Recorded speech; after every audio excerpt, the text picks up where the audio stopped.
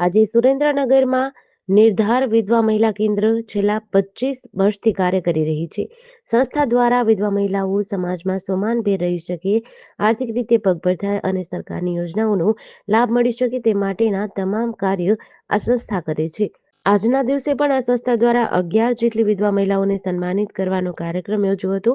સાથે જ જિલ્લામાં વિશિષ્ટ મહિલાઓને પણ એવોર્ડ આપીને સન્માન કર્યા હતા, જેમાં સેવા જ્યોત એવોર્ડ, શિક્ષણ જ્યોત એવોર્ડ, વ્યવસાયી એવોર્ડ, કૃષિ એવોર્ડ અને શક્તિ એવોર્ડ મળીને 5 જણાને એવોર્ડ આપ્યા હતા.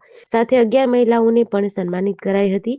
આ સંસ્થા વર્ષ દરમિયાન વિવિધ કાર્યક્રમો કરે છે, જેનો મુખ્ય ઉદ્દેશ વિધવા બહેનો પોતાના સમાજમાં આગળ આવે તેવી સંસ્થા દ્વારા મદદરૂપ થઈ શકે. આ કાર્યક્રમમાં મોટી સંખ્યામાં લોકો હાજર રહ્યા હતા. મારું નામ ચંદ્રિકાબેન ગિરીશકુમાર પટેલ છું. હું 2 વર્ષથી નિર્ધાર સેવા સંસ્થા સાથે જોડાયેલી છું.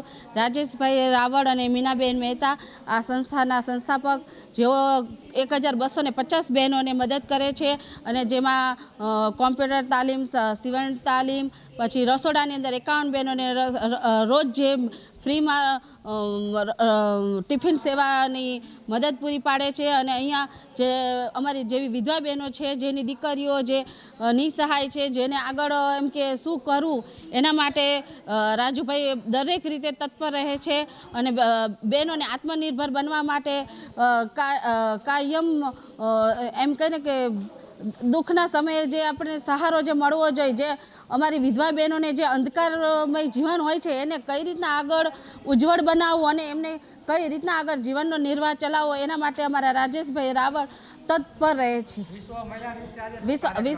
વિશ્વ મહિલા દિવસને આજે 8 માર્ચનો પ્રોગ્રામ હતો, જેમાં અમારી 11 બહેનોને સન્માન કરવામાં આવ્યું હતું. એમાં 1700 રૂપિયાનો ડિનર સેટ અને અમને મીઠાઈનું બોક્સ અને શાલ અર્પણ કરવા માટે આવી છે.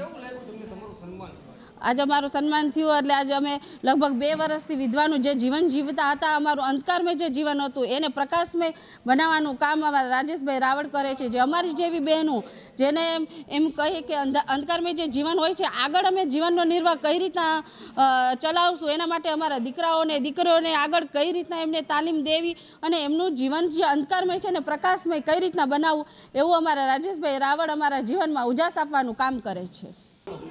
હું નિરૂપા છું, અનુબંધ સંસ્થામાંથી. અને આજે 8 માર્ચ આપણે સૌ જાણીએ છીએ મહિલા દિવસ છે.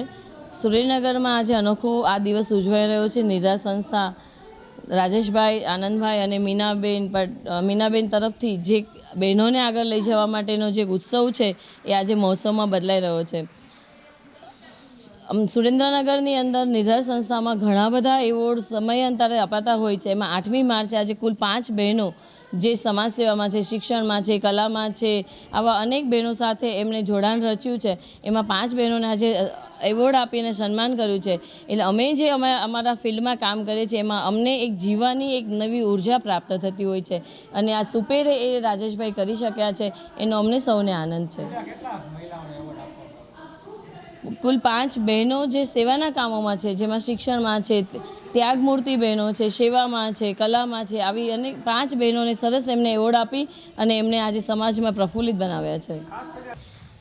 નિર્ધાર સંસ્થાનું એક અનોખું કામ છે કે જેમાં વિધવા બહેનો જે પોતાની કારકિર્દીમાં નાના કામથી લઈને મોટા કામ સુધી એમની તાલીમોથી લઈ અને એમના શું કહેવાય કે તાલીમ આપીને પછી એમને કામ આપવું ત્યાં સુધી નિર્ધાર સંસ્થા કામ કરે છે.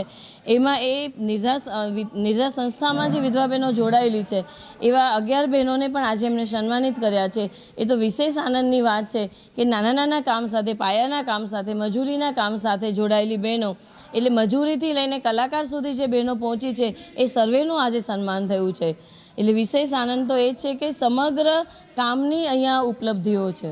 જેડીસી ન્યૂઝ સાથે દિનેશ ગાંભા સાથે જયેશ કુમાર ઝાલા, ધ્રાંગધ્રા.